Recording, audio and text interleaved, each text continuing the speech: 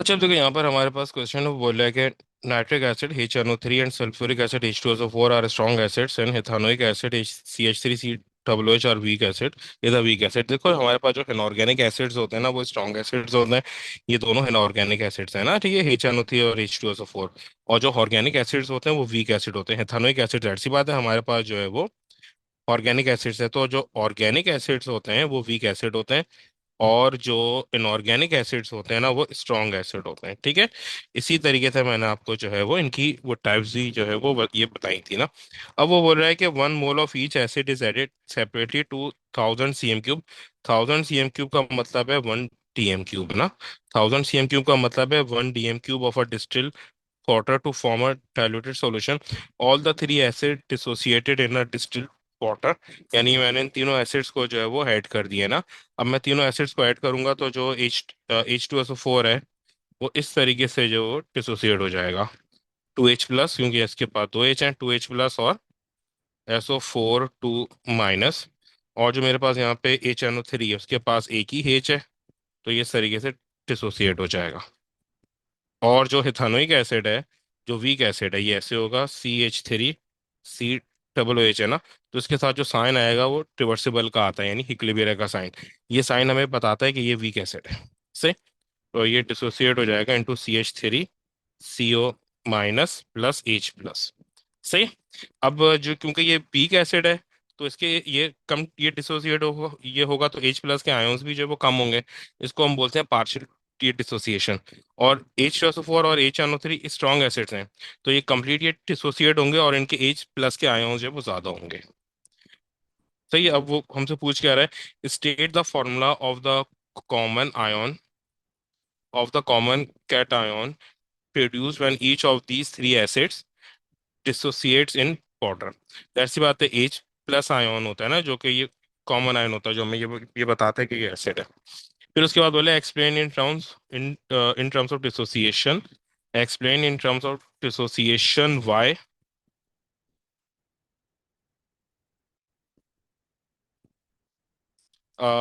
Nitric acid is describe as a strong acid, क्योंकि ये completely dissociate हो रहा है ना।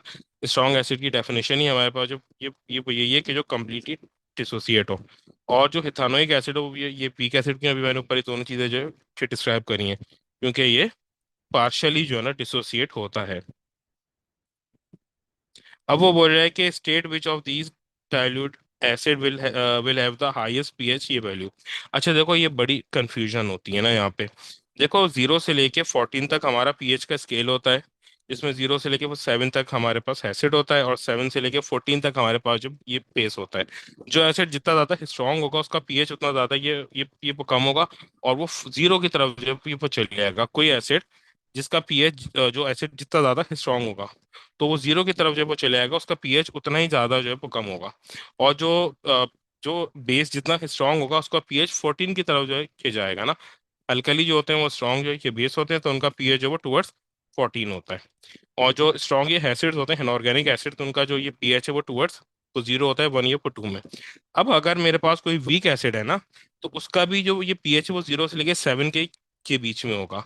बट उसका हायर ये वैल्यूज पर होगा। ये आपको शायद मैंने आपको ये वो याद होगा कि 0 से लेके 2 तक ये स्ट्रॉन्ग एसिड्स होते हैं। फिर 3 से लेके 4 तक ये वीक एसिड होते हैं, ठीक है। 0 से लेके 2 तक स्ट्रॉन्ग एसिड्स होते हैं। 3 से लेके 4 के ये 3 से लेके सॉरी 4 नहीं, 3 से लेके 7, 3 से लेकर 7 तक ये वीक एसिड्स होते हैं, ठीक है। तो इसका जो पीएच है वो क्या होगा, वो ज्यादा होगा। वो बोल रहा है कि इन तीनों एसिड में से किसका पीएच है वो ज्यादा होगा। जाहिर सी बात है इथानोइक एसिड जो है ये वीक एसिड है तो इसका पीएच है वो ज्यादा होगा। इन दोनों का पीएच है वो कम होगा, H2SO4 और HNO3 का, क्योंकि ये वीक एसिड है तो ये टुवर्ड्स है वो 0 होगा। तो हेथानोइक एसिड का पीएच है वो ज्यादा होगा, ठीक है। ये 3 से लेके 7 के बीच में होगा हेथानोइक एसिड। अब बोले state the colour of phenolphthalein in all three dilute acid. Phenolphthalein का कलर जो एसिड है उनमें जो है वो कुछ भी नहीं आता, ये कलर केलेस होता है ना। तो ये तीनों इंडिकेटर्स के कलर आप ये वो देख सकते हो।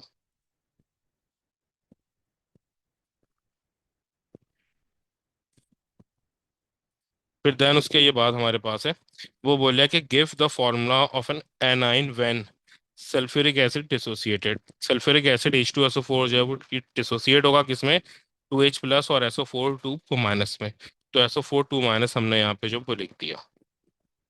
सही। फिर वो बोला कि हेथानोइक एसिड डिसोसिएट इन वाटर। सही है, और इसका भी जो है नाइन हमने को बताना है, ये अब हमने ऊपर भी के लिखा था। ये हेथानोइक एसिड है, ये डिसोसिएट होगा CH3 C माइनस और H+ ना, ये इसका जो नेगेटिव आयन होगा। ठीक है। और जो H है इसका, ये पॉजिटिव आयन होगा। अच्छा, इथानोइक एसिड यानी कार्बो ऑक्जेलिक एसिड जो है ना, वो बनाने में इशू होता है स्टूडेंट्स को, वरना कोई खास जो है वो इशू नहीं होता। मेन जो ये इशू आता है वो कार्बो ऑक्जेलिक एसिड ही ये बनाने में आता है। यानी कार्बो ऑक्जेलिक एसिड के आयन जो है वो ये बनाने में ये इशू आता है। बाकी स्टूडेंट्स को कोई खास इशू जो है ना, ये वो नहीं आता। अगर जैसे HNO3 H2SO4 में, इसमें स्टूडेंट नॉर्मली गलती जो है ना नहीं ये करते, ज़्यादातर गलती ये करते हैं जो हमारे पास ये बेसिक एसिड्स होते, इनऑर्गेनिक एसिड्स होते हैं, जैसे इथानोइक एसिड हो गया। इथानोइक एसिड जाहिर सी बात है थोड़ा जो है वो उसको बनाना थोड़ा मुश्किल होता है। अच्छा, अब देखो वो बोल रहा है कि भाई नेम द सॉल्ट फॉर्म। भाई हर इंडिकेटर का अपने को कलर होता है ना, जो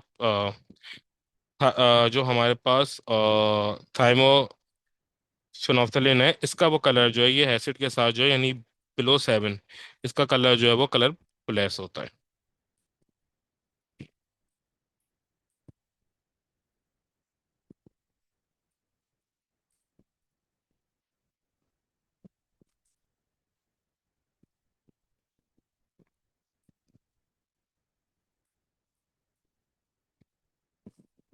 अच्छा, अब वो बोल रहा है कि name the two gaseous product form, name the two gaseous product form during the electrolysis of a dilute sulphuric acid using the inert electrodes.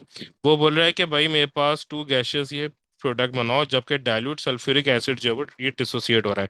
देखो डाइल्यूट सल्फ्यूरिक एसिड ये हमारे पास क्या है, H2SO4 एक्वस, इसमें दो जो है वो आयोन्स होंगे H2SO4 के, H+ और SO4 2 माइनस। और उसके बाद जो एक्वस है इसके दो आयोन्स होंगे H+ और OH-।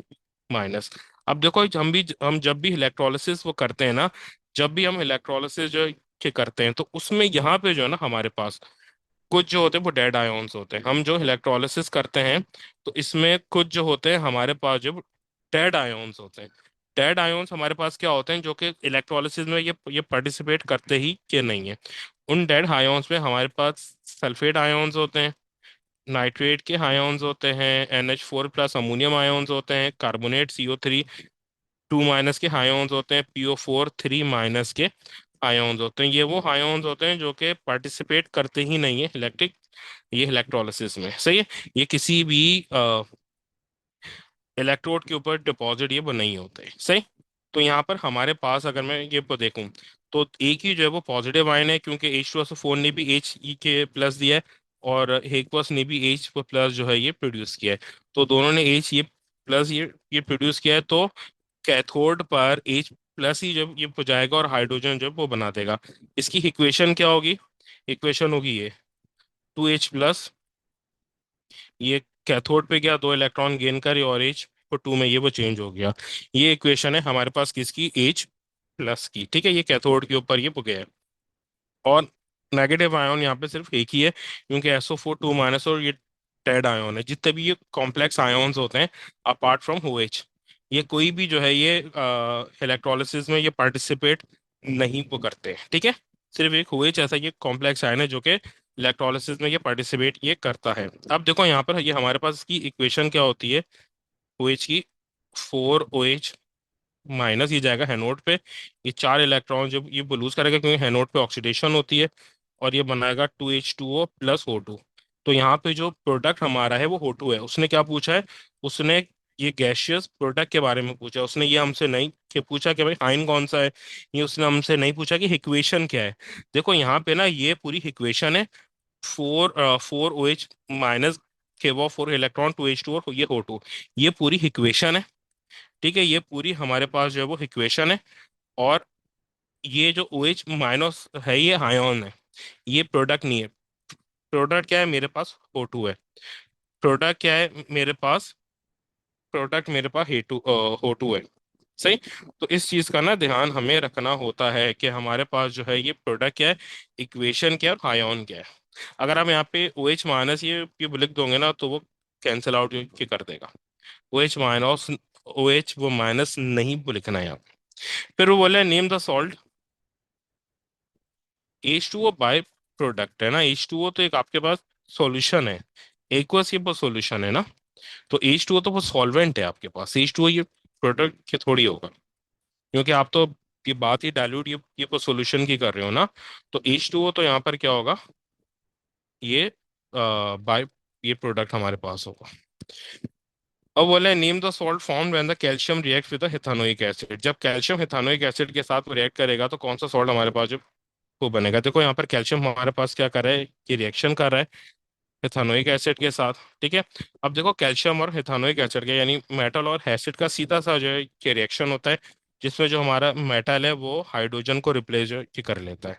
जो भी हमारा ये वो मेटल होगा वो हाइड्रोजन को क्या करेगा, रिप्लेस जो है यहाँ पे कि कर लेगा। ठीक है। तो अच्छा अब यहाँ पर एक चीज क्या है, देखो ये कैल्शियम ने हाइड्रोजन को रिप्लेस कर लिया, सही है, यहाँ पे जो है कि कैल्शियम आ गया ना।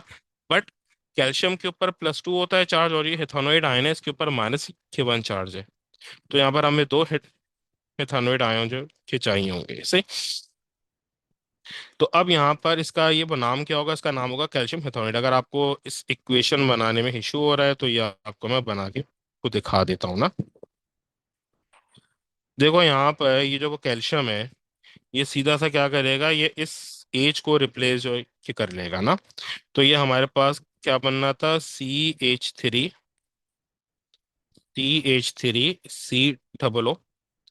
और यहाँ पर आ जाएगा Ca।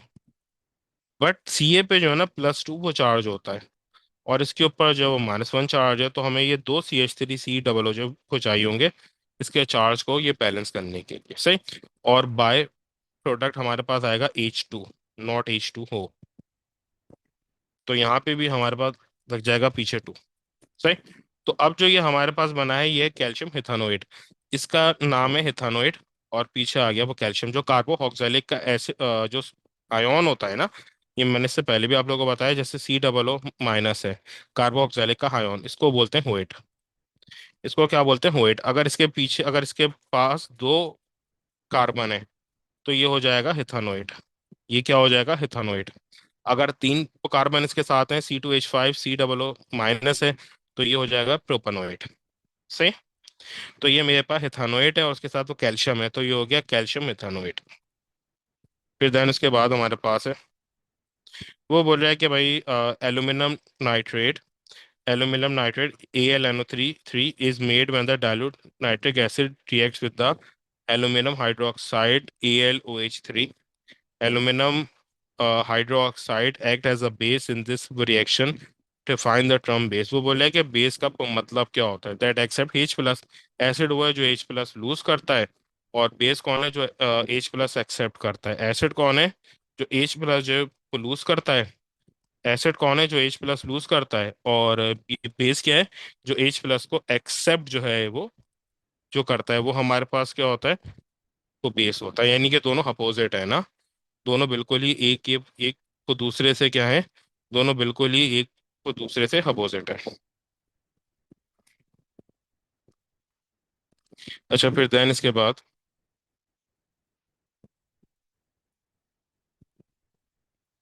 अब इसके बाद हमारे पास वो बोल रहा है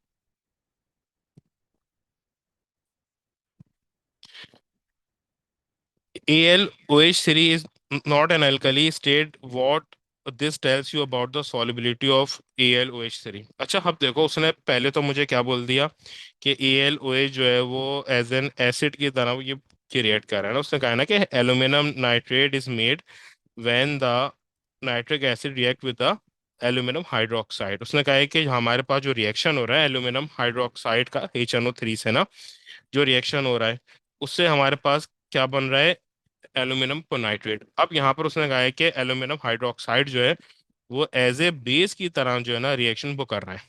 जाहिर सी बात है तो ये एसिड होगा, बट वो बोल क्या रहा है कि वो एसिड जो है ना ये वो नहीं है, सॉरी, ये अल्कली नहीं है। AlNO3 is not an alkali. अब भाई इसके ऊपर तो हाइड्रोक्साइड आ रहा है तो ये अल्कली क्यों नहीं है। हाइड्रो ऑक्साइड जो होता है वो तो अल्कली की पहचान होता है। जहां पे भी हाइड्रो ऑक्साइड होता है तो वो अल्कली होता है। ये अल्कली क्यों नहीं है? जो कि इससे पहले भी के बाद के समझाइए कि अल्कली होने के लिए वो जरूरी क्या है कि वो चीज वाटर में सॉल्युबल वो होनी चाहिए। अगर कोई चीज वाटर में सॉल्युबल ये नहीं है तो वो वाटर में डिजोल्व वो नहीं होगा। जब वाटर में वो ये डिजोल्व ही नहीं हो रहा तो वो अल्कली कैसे हो सकता है?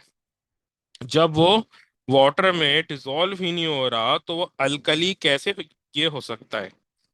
जब वो वाटर में डिजोल्व ही नहीं हो रहा तो वो अल्कली कैसे जो है वो हो सकता है? ठीक है। जब एक चीज वाटर में डिजोल्व ही नहीं हो रही तो वो अल्कली कैसे हो सकती है? बात समझ आ रही है?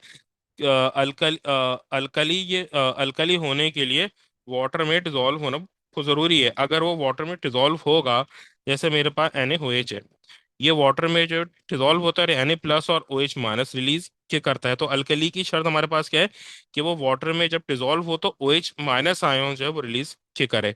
भाई वो जब वाटर में रिलीज होगा तभी तो वो OH- आयन रिलीज के करेगा ना।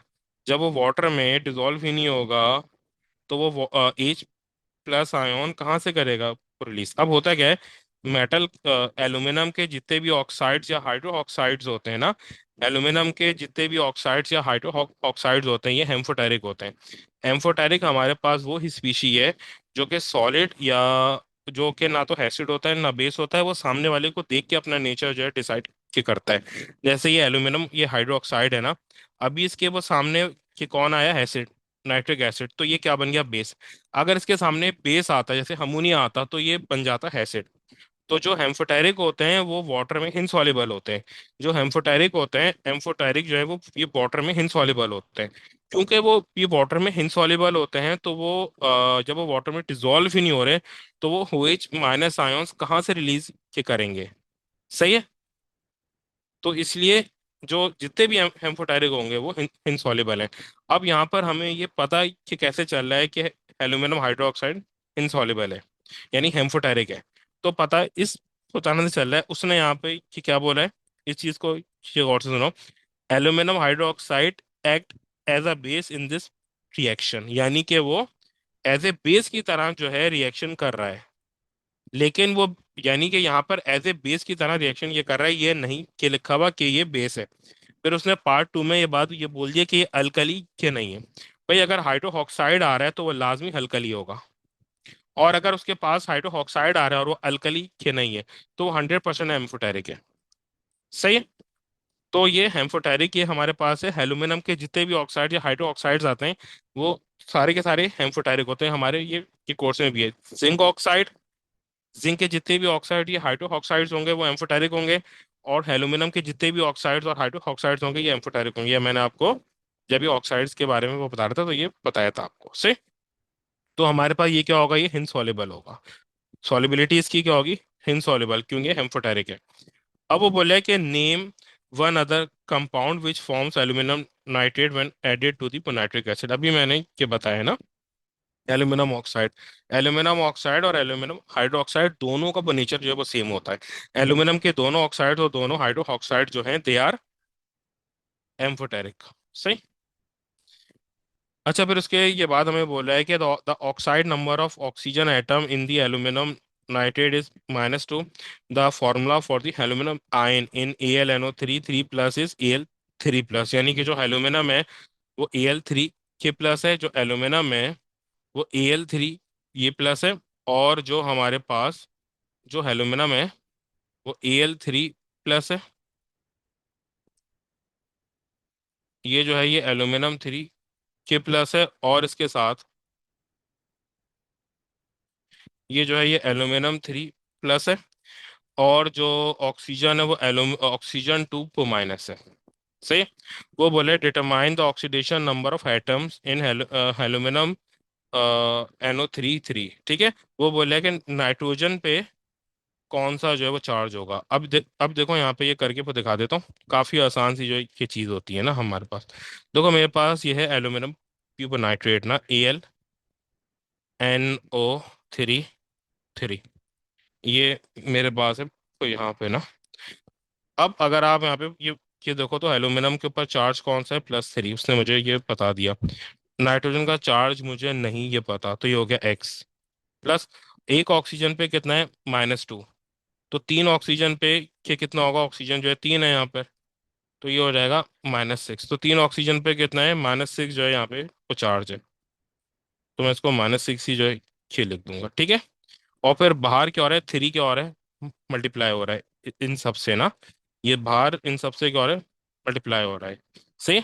अब मैं जो है ना, अच्छा यहाँ पे भी क्या आएगा, ये प्लस आएगा, एल्यूमिनियम इस ब्रैकेट के साथ क्या हो रहा है, ऐड हो रहा है। तो अब ये ब्रैकेट से इन दोनों को क्या कर दो, मल्टीप्लाई कर दो। तो ये हो जाएगा 3 + 3x, और 3 × 6 = 18। अब ये हो गया 3x - 15 = 0, क्योंकि ये दोनों आपस में क्या हो जाएंगे, सब्ट्रैक्ट हो जाएंगे। अब मैं 15 को वहां पे जो है वो कर दूंगा शिफ्ट, तो ये पॉजिटिव हो जाएगा, और फिर 3 से जो है डिवाइड हो जाएगा। तो ये आंसर आ गया +5। तो नाइट्रोजन पे चार्ज कौन सा है, +5 का charge.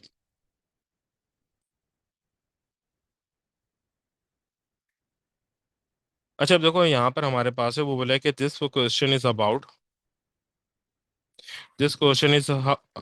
The homologous series of alkanes.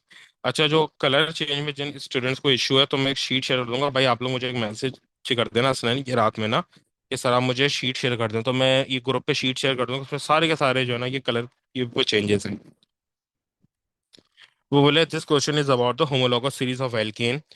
Three general characteristics of alkanes are they are generally reactive because they do not have any functional group, यानी कि जो एल्केन होते हैं सिर्फ उसमें वो कार्बन और हाइड्रोजन होता है, इसलिए ये अनरिएक्टिव है। अच्छा, फंक्शनल ग्रुप में ना डबल ये बॉन्ड भी आता है, यानी कि C double bond C is also a part of functional group. इसी वजह से एल्कीन जो है वो रिएक्टिव होता है, ठीक। एल्केन में तो कुछ है ही नहीं। तो ये OH हो गया, Cl हो गया, कार्बोक्सिलिक एसिड हो गया, they all are functional group. ये एल्केन में कोई भी नहीं आता, तो इसलिए alkane are unreactive. They show trends in their physical properties such as melting and falling point. जाहिर सी बात है, जितनी वो बड़ी चेन होगी, मेल्टिंग और फॉलिंग पॉइंट उतना ही ज्यादा हमारे पास होगा। जितनी बड़ी चेन होगी, मेल्टिंग और फॉलिंग पॉइंट उतना ही ज्यादा हमारे जो है वो पास आएगा। फिर उसके बाद बोले they have same chemical properties. जाहिर सी बात है, जब फंक्शनल ग्रुप ही नहीं है, सिर्फ कार्बन और ये हाइड्रोजन है, जब सेम ही चेन चल रही है, तो केमिकल ये प्रॉपर्टीज भी सेम होंगी। Describe two other general characteristics of the homologous series of alkanes. बोले इसके अलावा वो बताओ कि क्या जनरल ये करेक्टरिस्टिक्स है। एक तो क्या है कि भाई इनका जो जनरल फॉर्मूला है वो सेम होता है, CnH2n+2। They have same general वो फॉर्मूला, CnH2n+2। और ये एक दूसरे से जो डिफरेंशिएट ये करते हैं, ये करते हैं on the basis of CH2 group ना। इनका एक दूसरे से, यानी एक एल्केन का जो दूसरे एल्केन से डिफरेंस होता है, वो CH2 जो ये ग्रुप में होता है। नहीं, ये फिजिकल ये प्रॉपर्टीज का तो बता दिया ना सेकंड में उसने, तो ये थोड़ी हमें को बताना है। सही है। तो यहाँ पर ये बेसिकली जो हमें को बताना है, वो बताना है इसके ऊपर। सही है। इन दोनों के ये अलावा ना, इन तीन ये प्रॉपर्टीज के अलावा जो है ना, हमें उसको जो है ये बताना है। अच्छा, फिर देन इसके बाद, अच्छा ये जो मैंने लिखा है ना, दे differ from each other by the CH2 group, इसका इसका मतलब क्या है। देखो अगर यहाँ पे मेरे पास एक एल्केन है ना, देखो अगर यहाँ पे मेरे पास एल्केन है कोई, एक है CH4, तो ये ऐसी होगा। फिर जैसे C2H6 हो गया, C3H8 हो गया, C4H10 हो गया, तो ये एक दूसरे से डिफरेंट ये कैसे हैं एल्केन। देखो ये तो CH4 ऐसी हो जाएगा, ये होगा CH3CH3, C2H6, C3H8 कैसे होगा, CH3CH2CH3। अब देखो यहाँ पर एक एक्स्ट्रा जो वो कार्बन आ गया ना, और उसके साथ CH2 आ गया। अब अगर यही मैं C4H10 की तरफ ये जाऊंगा, तो ये हो जाएगा CH3CH2CH2CH3। यहाँ पर एक और जो है वो CH2 आ गया। फिर मैं यहाँ पे जो है ना, और आगे आऊंगा C5H12 पे, तो यहाँ पर अब एक और जो है ना CH2 आ जाएगा, CH3CH2CH2CH2CH3। तो यहाँ पर देखो एक्स्ट्रा एक और जो है वो CH2 आ गया। तो ये एक दूसरे से जो डिफरेंशिएट करते हैं आफ्टर C2H6, तो ये CH2 के ऊपर करते हैं, क्योंकि जो CH2 है वो इंक्रीज होते के चले आते हैं के बीच में ना। तो ये बात ये मैंने लिखी है, they differ from each other by the CH2 group. अच्छा, फिर उसके ये बाद हमें बोल रहा है state the trend in the boiling points of alkane as a carbon length increases. भाई देखो, जब कार्बन लेंथ इंक्रीज होती है तो मेल्टिंग एंड ये बॉइलिंग पॉइंट भी इंक्रीज होता है। जब कार्बन लेंथ इंक्रीज होती है तो मेल्टिंग एंड ये बॉइलिंग पॉइंट इंक्रीज होता है। अब ये क्यों इंक्रीज होता है, इसके पीछे का जो कि रीजन क्या है? इसके पीछे का रीजन ये है कि क्योंकि जब कार्बन चेन बढ़ती है तो नंबर ऑफ इलेक्ट्रॉन्स इंक्रीज होते हैं। बट अगेन, ये रीजन कोर्स में जो है ये नहीं है, लेकिन ये मैं आपको वो बता रहा हूँ। हमारे कोर्स में क्या है कि सिर्फ नंबर ऑफ ये कार्बन्स बढ़ते हैं तो हमारा जो मेल्टिंग एंड बॉइलिंग पॉइंट भी इंक्रीज होता है। सही।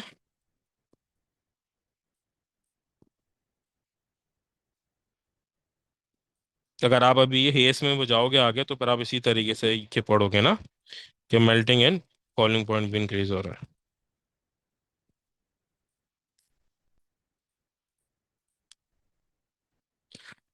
ओके, अब इसके बाद वो बोल रहा है कि name one other physical property of alkanes that show trend other than the melting and boiling point. Density. Physical properties हमारे कोर्स में apart from melting and boiling point वो है वो density. Physical property apart from melting and की boiling point जो हमारे course में है वो है वो डेंसिटी। ठीक है, तो ये डेंसिटी भी जो होती है इंक्रीज होती है। ठीक है। अपार्ट फ्रॉम मेल्टिंग एंड ये बॉइलिंग पॉइंट जो हमारे कोर्स में है वो है पोटेंसिटी। तो डेंसिटी भी जो है ना हमारे जो है वो इंक्रीज होती है।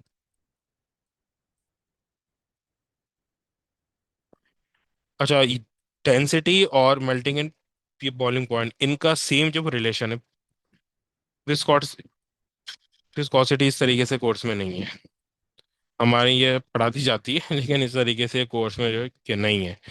जिनकी जिस तरीके से मेल्टिंग एंड ये बॉइलिंग पॉइंट है, जिस तरीके से हमारे पास जो है ना डेंसिटी है।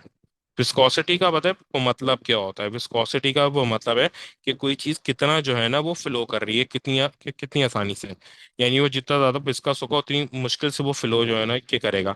तो जिन चीजों का साइज जितना ये ग्रेटर होता है ना मॉलिक्यूल का, वो उतनी मुश्किल से जो है वो फ्लो करते हैं। और जिनकी इंटरमॉलिक्यूलर फोर्सेज जितनी ज्यादा स्ट्रांग होती है वो उतनी मुश्किल से फ्लो ये करते हैं। जैसे हनी है, शहद होता है, उसका जो है ना साइज ये ग्रेटर होता है और इसकी इंटरमॉलिक्यूलर फोर्सेज भी इसकी स्ट्रांग होती है, तो मुश्किल से फ्लो ये करता है। ठीक है।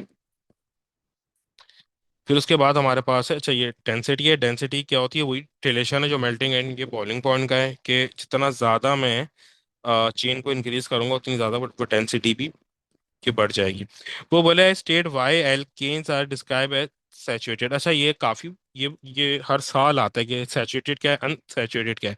देखो, जैसे ये मेरे पास ये कार्बन है ना, ये एल्केन है। अब देखो, एल्केन में कार्बन की सारी वैलेंसीज एंगेज्ड हैं। अगर मुझे यहाँ पे कोई क्लोरीन यहाँ पर ऐड ये कराना है ना, तो मुझे अब मैं ऐड नहीं करा सकता। क्यों? क्योंकि इस कार्बन की सारी वैलेंसीज क्या एंगेज्ड है। All the valencies of this carbon is engaged. तो मुझे अब यहाँ पे कुछ भी नहीं के करना है। ठीक है, क्योंकि इस कार्बन की सारी जो ये वैलेंसीज हैं ये एंगेज्ड हैं। सही है। तो मैं यहाँ पर ऐड नहीं वो करा सकता। तो ये इसका मतलब है कि ये सैचुरेटेड है। जैसे आपके पास ये गिलास है वो पानी का 300 ये ml ये कैपेसिटी है, उसमें 300 ये ml आपने पानी जो है के डाल दिया। अब आप उसमें मजीद पानी ऐड नहीं की कर सकते, तो वो सैचुरेटेड है। अनसैचुरेटेड क्या है? जिस तरीके से आपका एक ये गिलास है वो पानी का, उसमें उसकी कैपेसिटी 300 ये ml है, 200 ये ml उसमें पानी आपने ये डाल दिया। जैसे यहाँ पर यूं करके कि गिलास है ये मेरे पास, इसे मैंने यहाँ तक पानी जो है वो फिल किया हुआ है। तो ये अनसैचुरेटेड है क्योंकि इसमें इतना रूम जो है वो बाकी है। तो ये अनसैचुरेटेड है। अनसैचुरेटेड हमारे पास होता है डबल बॉन्ड। डबल बॉन्ड में क्या होता है कि carbon to carbon double bond होते हैं। अगर मुझे कोई चीज इसमें ऐड करानी है, कोई भी चीज अगर मुझे इसमें ऐड करानी है ना, तो मैं वो करता क्या हूँ, थोड़ा सा करता हूँ हीट। मैं थोड़ा सा हीट करता हूँ तो ये डबल बॉन्ड यहाँ, अरे एक मिनट, हाँ, डबल बॉन्ड जो है ना ये टूट जाता है। थोड़ा सा मैं हीट करता हूँ और दोनों कार्बन की एक एक वैलेंसी यहाँ पर जो है ये निकल आती है। डबल बॉन्ड टूट गया और यहाँ पे कुछ भी जो है सीएल सीएल आके ये हेड हो जाएगा। तो एल्कीन अनसैचुरेटेड है क्योंकि उसमें डबल जो है कि बॉन्ड आता है। एल्की और एल्केन सैचुरेटेड है, उसमें डबल बॉन्ड नहीं आता। कार्बन में सारे carbon to carbon single bonds होते हैं। और सारी वैलेंसी जो है वो पूरी होती है, ठीक है। तो why alkanes are saturated carbon to carbon due to the carbon to carbon single bond. अच्छा, फिर उसके वो बात हमें बोल रहा है कि भाई propane has the structure formula of C3 CH3 CH2 CH3. When propane undergoes a mono substitution reaction with the chlorine at room temperature, two organic product can be formed. State the one condition needed for this substitution reaction to take place. अच्छा, आपको ये ना by word याद होना चाहिए कि alkene में कौन सा रिएक्शन होता है। अगर बाय वर्ड याद नहीं है तो मुश्किल होगी, ठीक है। एल्केन में आपका एक क्रैकिंग है, एक रिफॉर्मिंग है, सही है, एक कंबशन है और एक सब्स्टिट्यूशन जो की रिएक्शन है। सब्स्टिट्यूशन रिएक्शन किसके साथ होता है? किसी भी हैलोजन के साथ। किसी भी हैलोजन के साथ सब्स्टिट्यूशन की रिएक्शन होता है यहाँ पे हमारे पास। और इसमें ये होता क्या है कि कोई जैसे यहाँ पर ये मेरे पास है ना, जो फॉर्मिंग एल क्रैकिंग की वो टाइप होती है जिसमें एल्केन एल्कीन और H2 में जो वो चेंज हो जाता है। इसको थर्मल डिकम्पोजिशन भी हम जो वो बोलते हैं, सही है। इसको अक्सर जो है वो थर्मल डिकम्पोजिशन के नाम से भी याद किया वो जाता है। अच्छा, अब ये प्रोपीन, ये वो बोल रहा है कि प्रोपेन के साथ ये वाला जो रिएक्शन हो रहा है ना, सब्स्टिट्यूशन रिएक्शन, तो ये बता देता हूँ इसमें ये होता क्या है। क्योंकि यहाँ पर देखो, ये मेरे पास प्रोपेन और ये हाइड्रोजन है। अब यहाँ पर क्या है, ये मेरे पास है Cl2। अब ये एक Cl ना इस H को रिप्लेस कर लेता है, सब्स्टिट्यूट जो है ये वो कर लेता है। तो जाहिर सी बात है, जो H है ये इस Cl के साथ ये आ जाएगा, ठीक है। तो जब ये वाला Cl इस H के साथ इस H को सब्स्टिट्यूट ये वो करेगा, तो ये बनाएगा क्या? जब ये इस H को सब्स्टिट्यूट ये वो करेगा ना, तो यहाँ पर इस H के ये बदले आ जाएगा Cl। ये इस H के बदले क्या आ जाएगा? Cl। और ये वाला जो H है वो Cl को, जाहिर सी बात है जब ये Cl H को रिप्लेस कर रहा है, तो ये H इस Cl को रिप्लेस कर देगा, तो ये आ जाएगा मेरे पास HCl। ये बन गया क्लोरोप्रोपेन, सही है। तो दो मेरे पास यहाँ पे प्रोडक्ट आ गए। इसके लिए जो कंडीशन चाहिए होती है वो होती है अल्ट्रा वॉयलेट लाइट, सही है। इस तरीके से हमारे पास होता है। अच्छा, अब देखो यहाँ पे ना दो, यहाँ पे हमारे पास ये चॉइस है। देखो यहाँ पर हमारे पास तीन जो कार्बन है, एक ये कार्बन है, एक ये कार्बन है, ये कार्बन है, सही है। अब यहाँ पे दो दो हमारे पास टाइप के प्रोडक्ट ये बन सकते हैं। अब चाहे तो ये वाला क्लोरीन, अब दो देखो, चाहे तो ये वाला क्लोरीन, अब वैसे तीन इन कार्बन को हम मार्क कर लेते हैं ताकि आसानी हो जाए। ये हो गया कार्बन ए, ये हो गया कार्बन बी, ये हो गया कार्बन सी। अब यहाँ पे तीन जो है हमारे पास कार्बन है जिनके ऊपर हाइड्रोजन है, तो क्लोरीन इन तीनों कार्बन में से किसी भी वो कार्बन का हाइड्रोजन जो है वो सब्स्टिट्यूट ये वो कर सकता है, सही है। ये सब्स्टिट्यूशन है ना। तो ये जो क्लोरीन है, अब चाहे तो ये इस वाले वो कार्बन का हाइड्रोजन ये रिमूव कर दे जो हमने वो दिखा दिया। अब चाहे तो ये वाला क्लोरीन कार्बन बी का हाइड्रोजन जो है वो रिमूव ये कर दे, ये भी तो ये वो कर सकता है। अगर ये चाहे तो ये वाले कार्बन का भी तो हाइड्रोजन रिमूव ये कर सकता है। अब ये जो हमने ये बनाया है, ये हमने बनाया सी का, सी और ये हे का, अब ये समझ लो ना, सी और ए का ये वो सेम होगा क्योंकि सी और ए वो कॉर्नर पे आ रहे हैं। अब चाहे वो क्लोरीन इस वाले हाइड्रोजन को ये रिमूव करा या इस वाले हाइड्रोजन को ये रिमूव करा, बात तो ये एक ही है क्योंकि दोनों ये वो कॉर्नर पे आ रहे हैं। अब अगर ये बी वाले हाइड्रोजन को रिमूव ये वो कराता है ना, अगर ये बी वाले हाइड्रोजन से, अगर ये जो बी वाला ये वो कार्बन है, अगर ये उसका हाइड्रोजन रिमूव करा रहा है, फर्स्ट करो ये वाला हाइड्रोजन ये रिमूव ये करा रहा है, तो यहाँ पे जो मेरे पास कंपाउंड बनेगा वो बनेगा चेंज, ठीक है। अब जो मेरे पास यहाँ पे कंपाउंड वो बनेगा, वो मेरे पास क्या बनेगा कि जो ये वाला वो कार्बन है, जो ये वाला मेरे पास ये हाइड्रोजन था, इसके वो बदले वो Cl आ जाएगा, सही है। क्योंकि क्लोरीन ने ये वाला हाइड्रोजन रिमूव ये करा है, तो यहाँ पे क्लोरीन तो करेगा क्या, कोई भी एक वो कार्बन लेगा और उस वो कार्बन का कोई भी हाइड्रोजन जो है रिमूव ये वो कर देगा। ऐसा नहीं है कि वो एक जो है वो ये क्लोरीन एक इससे कराए रिमूव और दूसरा ये क्लोरीन ये वाला हाइड्रोजन करा दे कि रिमूव, ऐसा नहीं होता। कोई भी क्लोरीन किसी एक तो कार्बन का कोई भी हाइड्रोजन रिमूव करा के उसकी जगह ये ऐड ये हो जाएगा। जैसे यहाँ पर ये हमारे पास हुआ है, यहाँ पे ये यहाँ पर ये आके ये हेड हो रहा है, यहाँ पे ये बीच वाले कार्बन पे आके हेड हो गया। तो इस तरीके से दो हमारे पास जो वो बन सकते हैं। अब जो ये ए और सी वाला है, इसका ये नाम क्या होगा, क्योंकि इसमें ये बिल्कुल ये कॉर्नर पे ये आ रहा है, तो ये होगा 1 क्लोरो प्रोपेन। और जो ये बी वाला है, इसका नाम क्या होगा, इसका नाम होगा, क्योंकि ये क्लोरीन आ रहा है वो सेकंड पे, तो ये हो जाएगा 2 क्लोरो प्रोपेन। सही। अब वो बोल रहे हैं कि give the structural formula and the state the name of the organic product form. Structure formula product है एक, तो वही जो मैंने ये बनाया है कि भाई ये कॉर्नर पे आ रहा है ना Cl, तो इसका स्ट्रक्चर फॉर्मूला क्या हो जाएगा, CH3 CH2 CH2 Cl। और इसकी नेमिंग ऊपर ही मैंने की ये लिख दी थी, 1 क्लोरो प्रोपेन। दूसरा वाला क्या होगा, जो सेकंड वाला कार्बन है उसके पास जो वो Cl आ रहा है ना, तो ये क्या हो जाएगा, CH3 CHCl CH3। और ये हो जाएगा 2 क्लोरो प्रोपेन। सही। CH3 CHCl CH3, और ये हो गया 2 क्लोरो प्रोपेन। ठीक है। अब बोला है कि the two product formed are the structural isomer of each other. Define the term structural isomer. Structural isomer का क्या मतलब होता है, जिनका मॉलिक्यूलर फॉर्मूला सेम हो बट स्ट्रक्चर चेंज हो। अच्छा, स्ट्रक्चर चेंज जो है वो हमें पता कैसे कि चलता है, कि जब हमारी नेमिंग जो वो डिफरेंट हो। नेमिंग डिफरेंट होगी तो स्ट्रक्चर फॉर्मूला जो वो डिफरेंट होगा। अली, क्या चीज़ नहीं आई ये वो समझ में, ये मुझे ये बताओ, क्या चीज़ नहीं आई इसमें, ये समझ में। अरे, HCl नहीं होगा, 2 HCl होंगे ना यहाँ पे, तो मैंने वो बनाया नहीं है। HCl तो 2 होंगे यहाँ पे भी, वो बनेगा ना, वो तो मैंने वो बनाया नहीं था। अच्छा, ये मैं वो बता देता हूँ ना, देखो यहाँ पे दोबारा से सुन लो। ये दो प्रोडक्ट जो है वो कैसे आ रहे हैं, देखो ये हमारे पास है ना, ये हमारे पास है। सही है।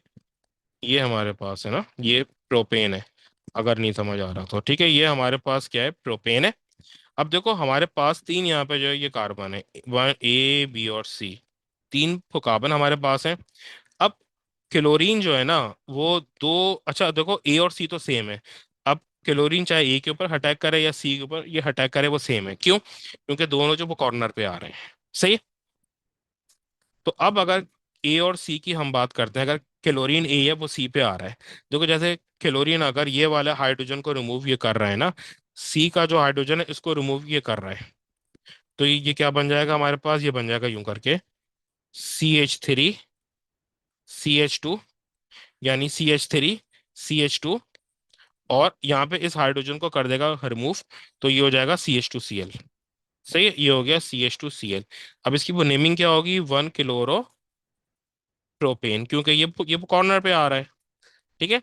और अगर ये बी के ऊपर अटैक करे, अगर ये बी वाला हाइड्रोजन रिमूव ये करे, बी के बाद दो हाइड्रोजन है, कोई भी एक जो है ये रिमूव ये वो कर देगा, जैसे बी वाला ये वाला हाइड्रोजन कर दिया इसे रिमूव, तो इसके बदले क्या आ जाएगा, वो क्लोरीन आ जाएगा। तो ये हमारे पास क्या हो जाएगा, CH3 फिर ये क्या है CH, और यहाँ पर आ जाएगा इस एच के बदले आ जाएगा Cl। तो ये हो जाएगा CH Cl। और ये भी ये CH3 सी तरीके से आ जाएगा, क्योंकि उसने डी वाले वो कार्बन पे आया है ये। तो ये हो जाएगा 2 क्लोरो प्रोपेन। ये हमारे पास हो गया 2 क्लोरो प्रोपेन। तो इस तरीके से दो प्रोडक्ट आएंगे और ये दोनों एक दूसरे के आइसोमर होंगे। अब क्लियर है? Is it clear?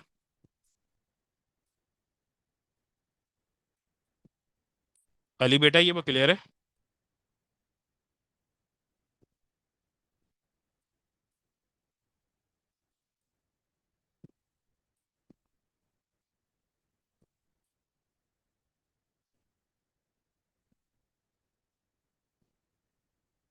हाँ, तो एक ही को बनेगा ना, ये आपके ऊपर है कि आप जो भी को बना दो, ये तो आइसोमर है ना ये एक दूसरे के। ये मैंने वो कराया तो था आप लोगों को। अच्छा, तो आप इसमें आए हो ना, ये मैंने ये वो कराया हुआ है, ये वो लेक्चर में। भाई ये आपका जो जो Cl है ना, वो दो में से किसी के ऊपर किसी पे भी अटैक के कर सकता है। ये भी के बन सकता है, ये भी जो है के बन सकता है, यानी कि 2 क्लोरोप्रोपेन भी के बन सकता है।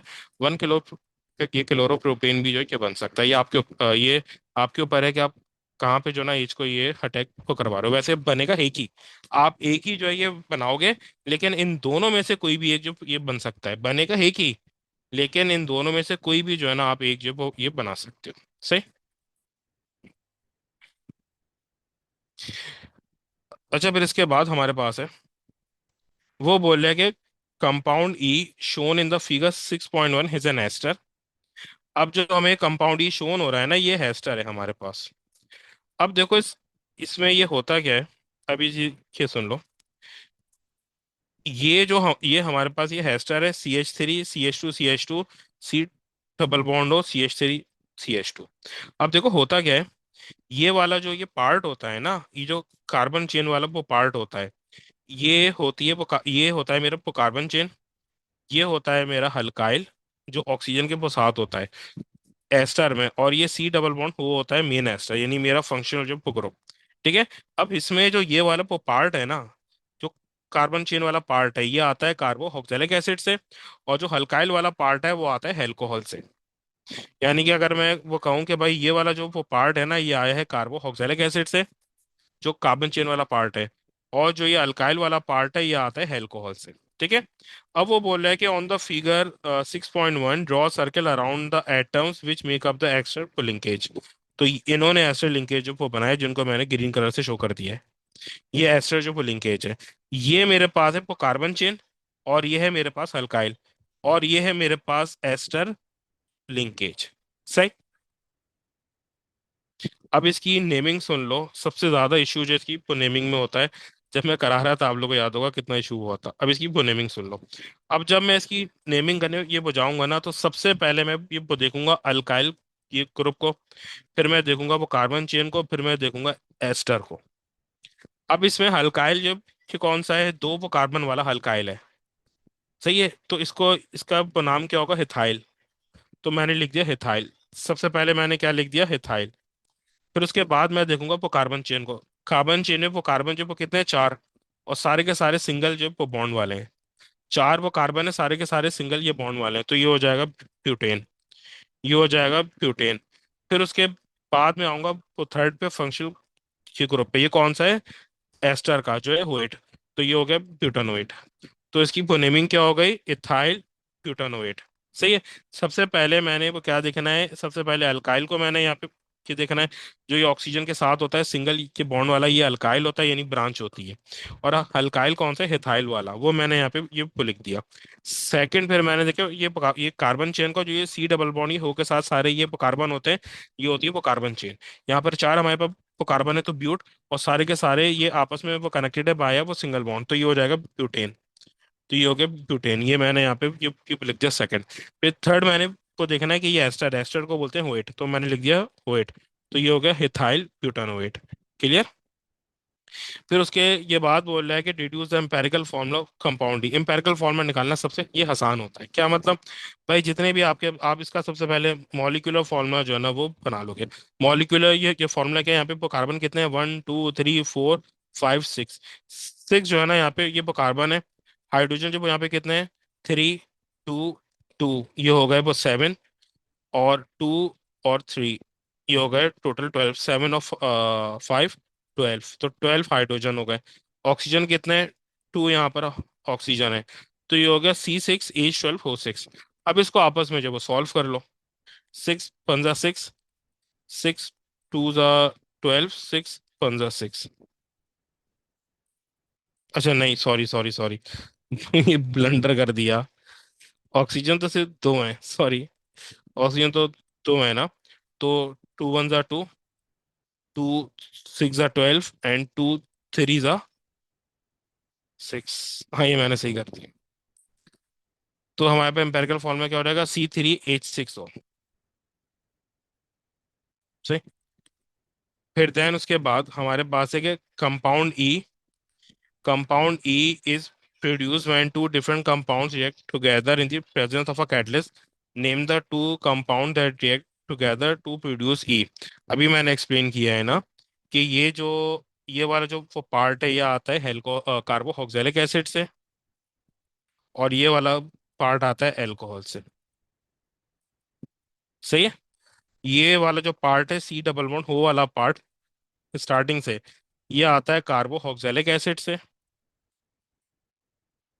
और जो ये वाला पार्ट है ये आता है अल्कोहल से। अब यहाँ पे कितने कार्बन वाला कार्बोक्सिलिक एसिड है? 4 कार्बन वाला कार्बोक्सिलिक एसिड है, तो ये हो जाएगा ब्यूटानोइक एसिड। ये 4 कार्बन वाला कार्बोक्सिलिक एसिड है ना, तो ये हो जाएगा ब्यूटानोइक एसिड। ठीक है। और ये 2 कार्बन वाला अल्कोहल है ना, तो ये हो जाएगा इथेनॉल। 2 कार्बन वाला ये अल्कोहल है, तो ये हो जाएगा 2 कार्बन है ना, तो ये हो जाएगा इथेनॉल। और ये 4 कार्बन की चेन है, तो ये हो जाएगा ब्यूटानोइक एसिड। तो ये ब्यूटानोइक एसिड और इथेनॉल से मिलके जो है ये बन रहा है। सही। तो उसके बाद बोला है कैटलिस्ट जिसमें H2SO4 हमारे पास जो है यूज होता है। वो बोले determine the number of unbranch determine the number of unbranched ester which have the same molecular formula C5H10O2। बोल रहा है कि भाई मुझे यहाँ पे कि कितने जो है ना अनब्रांच एस्टर यहाँ पे ये बन सकते हैं C5H10O2 से। अब देखो मैंने यहाँ पे सारे जो है वो बना के वो दिखा दिए। ठीक है। अब एस्टर ये हमारे पास क्या होगा? एस्टर होता है C डबल बॉन्ड O। अगर मैं यहाँ पर एस्टर ये बनाना चाहूँ ना,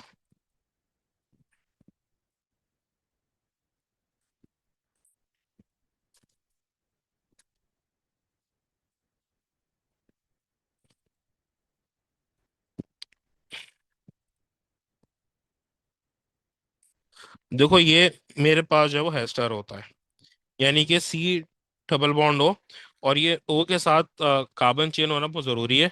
और इस C डबल बॉन्ड O के साथ या तो हाइड्रोजन होगा या फिर वो कार्बन होगा। तो मुझे C5H10O2 को बनाना है। सबसे पहले मैंने बनाया हेस्टर, और फिर मैंने यहाँ पे जो वो कार्बन चेन बना दी वो 2 कार्बन की, जो हल्का बनाया यहाँ पे मैंने 2 कार्बन की कार्बन चेन यहाँ पे ये बना दी। तो ये हो गया मेरे पास एक एस्टर। फिर अगले एस्टर में मैंने ये क्या किया, मैंने बनाया हेस्टर, और यहाँ पे मैंने 4 वो कार्बन का अल्काइल जो वो बना दिया। सही है। और यहाँ पर मैंने लगा दिया H। आपने सिर्फ वो कार्बन को ये बैलेंस करना है, बाकी सारी चीजें खुद ब खुद जो ये बैलेंस हो जाएंगी। फिर एक और मेथड क्या आपके पास ये हो सकता है कि आपने बनाया हेस्टर, अब आपने यहाँ पे हल्काइल बना दिया 3 वो कार्बन का, और यहाँ पर वो कार्बन चेन बना दी सिर्फ एक वो कार्बन की। तो टोटल 5 ये वो कार्बन हो गए, एक ये हो गया। और एक और जो है एस्टर किस तरीके से ये हो सकता है, आपने बनाया हेस्टर, आपने अल्काइल बनाया एक वो कार्बन का, और दूसरी वो तरफ जो है आपने 3 कार्बन की अल्काइल चेन जो वो बना दी। अब आपने इसको ये करना कैसे है? अब आपने सबसे पहले बनाना है ये वाला, जिसमें आप जो है ना सबसे पहले बनाओगे हेस्टर, और जो हल्काइल है जितने भी कार्बन को बच गए हैं, उसकी हल्काइल जो है ना वो ग्रुप यहाँ पे वो बना दोगे, और यहाँ पे आप बना दोगे खाली H। फिर दूसरे में आप इसमें चेंजेस किस तरीके से ये वो करोगे, आप दूसरे में एक यहाँ से वो कार्बन ये वो कम करोगे अल्काइल से, और उसको चेन के साथ जो है ज्वाइन ये वो कर दोगे। फिर थर्ड आप कैसे ये करोगे, आप अल्काइल से मजीद एक वो कार्बन या आप ये वो कम करोगे, और यहाँ पर आप ये ज्वाइन के कर दोगे। फिर जो फोर्थ बनाओगे, फोर्थ आपके पास ये कैसे होगा, यहाँ पर आप ना खाली एक अल्काइल जो रख दोगे, और बाकी यहाँ पे 3 यहाँ पे ये ज्वाइन कर दोगे। तो आप एक एक करके अल्काइल जो वो बनाते रहोगे, यानी कम जो वो करते रहोगे। ठीक है। एक एक कार्बन अल्काइल से आप कम के करते रहोगे। पहले आप जो एस्टर को हटा के जितने भी कार्बन होंगे सारे के सारे ये वो अल्काइल के साथ जो है ये ज्वाइन आप ये वो कर दोगे। फिर आप इसको एक एक करके कम ये वो करते रहोगे। मुश्किल चीज़ है, ये एग्जाम में आती है तो ऑलमोस्ट जो है ना वो नल ही होता है चांस। मैं कोई आपका वो नहीं कर रहा, क्योंकि बट ये आपको मैंने वो बताना वो सिखा दिया है, अगर आए तो इस तरीके से आप ये वो कर सकते हैं। मुश्किल चीज़ है। ये सारे ही आइसोमर हैं बेटा, ये सारे ही एक दूसरे के आइसोमर है, क्योंकि इनका वो सेम है ना, मॉलिक्यूलर फॉर्मूला सेम है, तो ये सारे के सारे आइसोमर, क्योंकि मॉलिक्यूलर फॉर्मूला तो इनका सेम है। अब ये आखिरी जो है ये क्वेश्चन ये हमारे पास है। अब मैं यहाँ पर आपको बना के दिखा रहा हूँ, ये वो सुन लो कि ये कैसे हमारे पास कंबशन की इक्वेशन जो ये बैलेंस होती है। देखो वो हमें यहाँ पे बोल रहा है कि all the unbranch ester with the molecular formula C5HNO2 combust completely to form carbon dioxide and ये water only।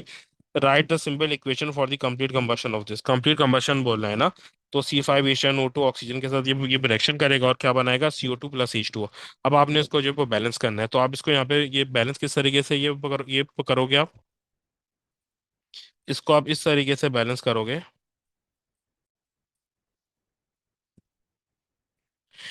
कि आप जो है ना यहाँ पे वो देखोगे कि आपके पास जो वो कार्बन से वो कितने हैं, 5 जो है वो कार्बन से।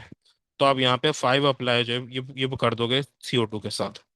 फिर आप देखोगे यहाँ पे हाइड्रोजन कितने हैं, हाइड्रोजन यहाँ पे वो 10 है। तो यहाँ पर आप इसके साथ 5 अप्लाई कर दोगे H2O के साथ, क्योंकि H2 में ऑलरेडी 2 हाइड्रोजन होते हैं, तो 5 टू तो वो 10 हो जाएगा। फिर आप ऑक्सीजन बैलेंस करोगे, बट ऑक्सीजन बैलेंस करोगे लेफ्ट हैंड साइड पे। कार्बन और हाइड्रोजन जो के बैलेंस होते हैं वो राइट हैंड साइड पे, और ऑक्सीजन बैलेंस होता है वो लेफ्ट हैंड साइड पे।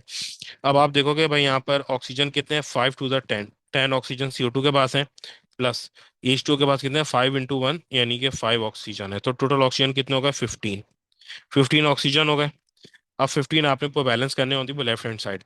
यहाँ पर ऑलरेडी 2 ऑक्सीजन है, तो कितने ऑक्सीजन हमारे पास वो बच गए, वो 13।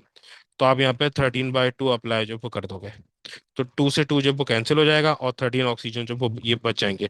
इस 13/2 के बदले आप 6.5 भी ये वो लिख सकते हो। 6.5 का क्या मतलब है, 6.5 × O2, तो ये भी 13 ऑक्सीजन हो जाएगा। तो इसमें वो करना क्या है, जो आपने कार्बन और हाइड्रोजन, सबसे पहले वो ये कार्बन ये बैलेंस करना है राइट हैंड साइड पे, फिर हाइड्रोजन बैलेंस करना है राइट हैंड साइड पे, फिर ऑक्सीजन बैलेंस होगा लेफ्ट हैंड साइड पे। ठीक है, चलो। ओके। अल्लाह हाफिज।